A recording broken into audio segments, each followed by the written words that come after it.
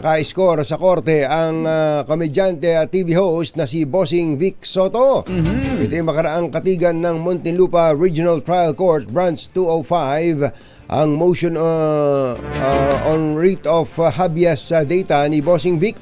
Inatasan ng Muntinlupa RTC ang filmmaker na si Daryl Yap na tanggalin, i-delete sa mga online platforms ang teaser ng pelikulang The Rapists of Pepsi Paloma, ang pangalan ni Soto. Ayan. Gayunman, pinahintulutan naman ng korte si Yap na ipagpatuloy ang paggawa at pagpapalabas ng pelikula. Sinabi po ng kampo ni Yap na nakatakda sa February 5 ang premiere ng pelikulang ito. At kaugnay po niyan ay makakausap natin sa telepono si Attorney Enrique, hindi pala sa telepono. Via Zoom. Via Zoom. Si Attorney Enrique Buko de la Cruz. Ang kanila daw plano, kumbatsero, ay hindi natatapos dun sa teaser. Sa teaser. Dahil kakasuhan pa raw nila ng cyber libel itong si Director Daryl Yap. Hindi pa pala nakakasuhan. Oo. So yung unang kaso pa lang may kinalaman do sa teaser para lang matanggal. Para matanggal yung teaser. Kasi pag napanood mo yung teaser, may konklusyon na dun eh. Oo, yung biktima mismo ang nagsabi kung sino nang rape sa kanya eh. Di ba? yung pagkakasabi. Di ba? Kapag kahit papanoorin ko pa ngayon yung yung pelikula, kumbatsero. Ito sa akin lang to. Tama, sige. Kahit napanoorin ko pa ng buo ngayon yung pelikula at kahit may konteksto pa. May konteksto at kahit na nandiyan nakikinig na ba si attorney? Nakikinig na. At kahit na sa dulo mapalitaw sa husgado na napawalan sala si Bossing Vic Soto. Hindi mawawala sa isip ko yung sinabi nung na siya ang may kasalanan dahil siya yung paano? Sinabi nung ano sagot? Yun, may ganun eh. May diba? ganun na kagad eh. Kita diba? mo? Hindi mawawala sa isip mo yun. Minsan lang natin napanood yung teaser pero nagmarka na sa atin. Nagmarka na. Ikaw, magaling ka ring solusyon eh. Isyu ng bayan, katotohanan, 2x2. Magtanong tayo sa mas nakakaintindi. Oo na! Sabi po natin si Attorney Enrique de la Cruz. Attorney Buko. Attorney Buko, tawag natin sa kanya. Attorney Buko.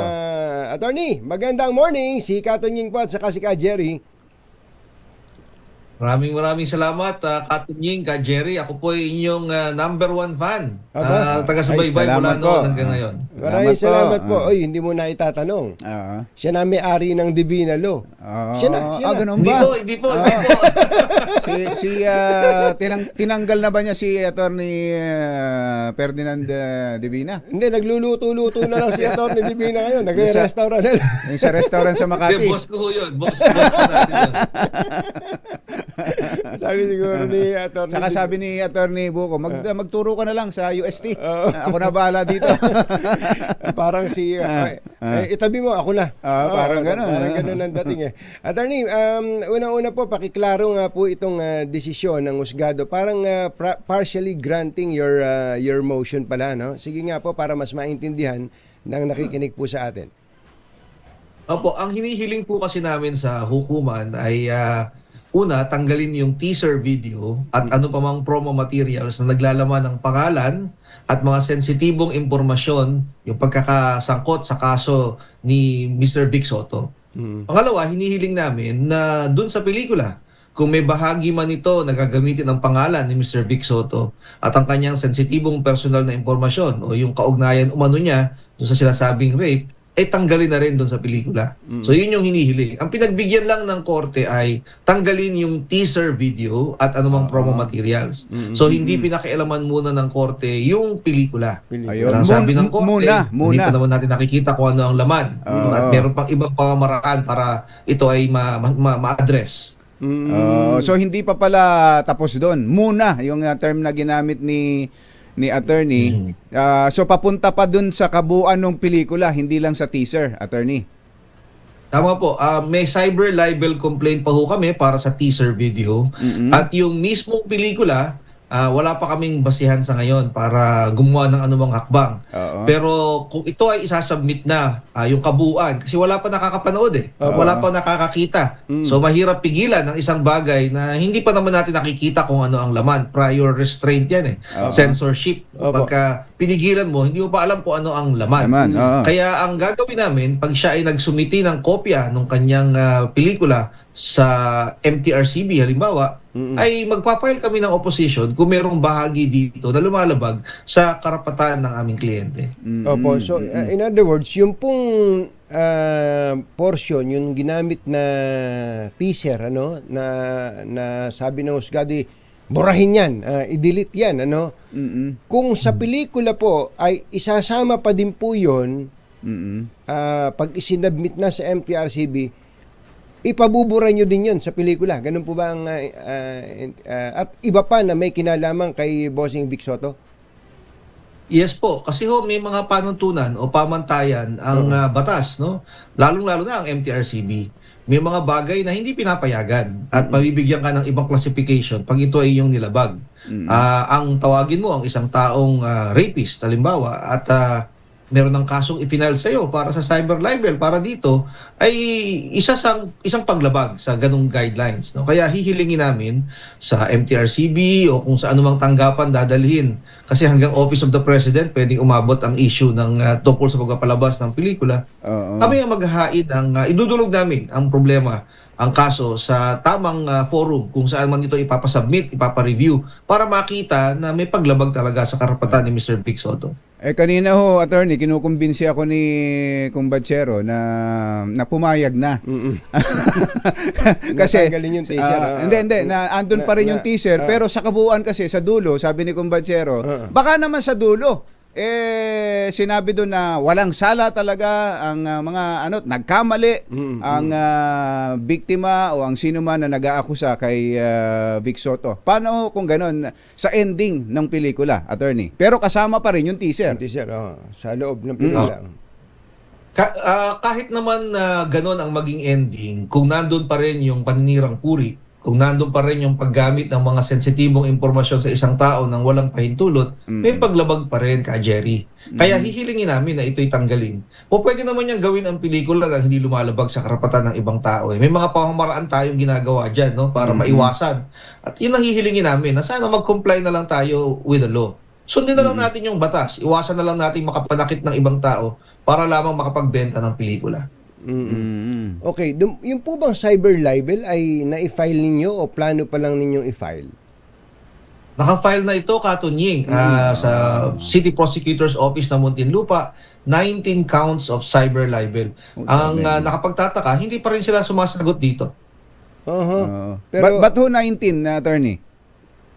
19 times yung iba't ibang post. Bawat isang post nung mapanirang video at statement galing sa akusado ay isang count ng cyber libel. Ito po ba ay si Direk Daryl Yap lang ang respondent dito o pati po yung mga nag-share niyan dinimanda nyo rin po?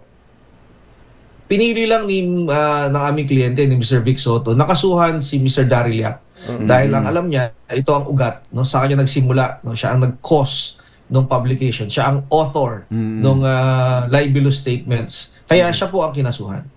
Ano po status ng kaso na yun kung hindi pa ho sumasagot ang respondent?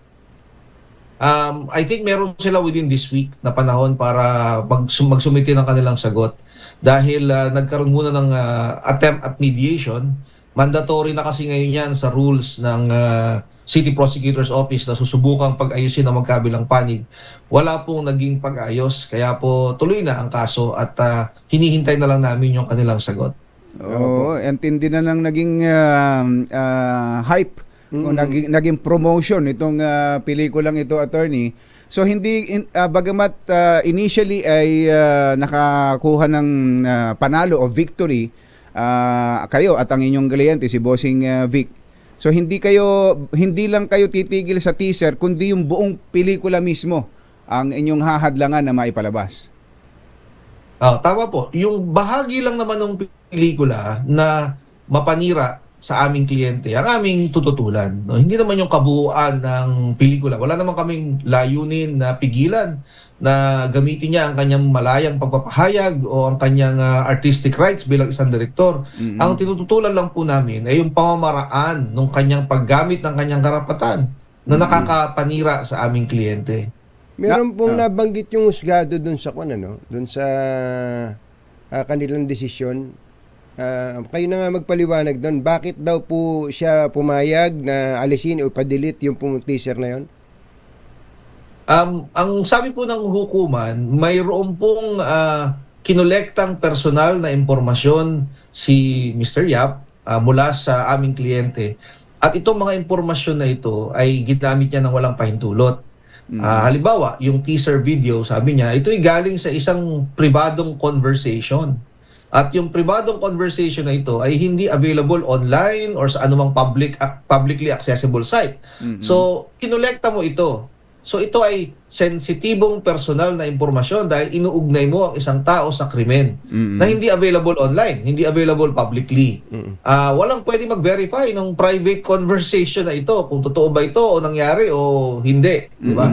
At lumalabas na ginamit mo ang pangalan ng isang tao tungkol dito. Kaya sabi ng korte, yung teaser video na yan ay paglabag sa right to privacy ni Mr. Vic Soto. At ang dalawang tao na nag-usap doon sa teaser video na yon, supposedly, ay parehong pumanaw na, parehong wala na. Parehong patay na. Kaya sabi ng korte, wala tayong paraan para ma-verify yung truthfulness nung nasabing impormasyon, yung conversation. Kung sakali hong tanggalin na lang ni Direk Daryl Yap yung portion na yon, pero ipalabas pa rin yung pelikula, aalisin yung aalisin yun. Yung part na yon. Papayag na po ba si Bossing doon, attorney?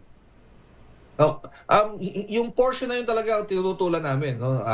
Pero wala pa kaming basihan para sabihin, oo, papayag na kami hanggat hindi namin nakikita yung kabuuan ng pelikula. Kasi kailangan makita namin bago kami magreklamo, no? Wala pa naman kaming basihan. Pag napanood namin at nakita namin wala nang ibang bahagi pa na lalabag sa karapatan ni Mr. Vic Soto, hindi na kami tututol. Wala kaming gagawin paggadla. Ngayon po ay petsang 28 na, kung 5 ipapalabas yung pelikula. 1 week na lang. So wala pa pala sa MTRCB, attorney?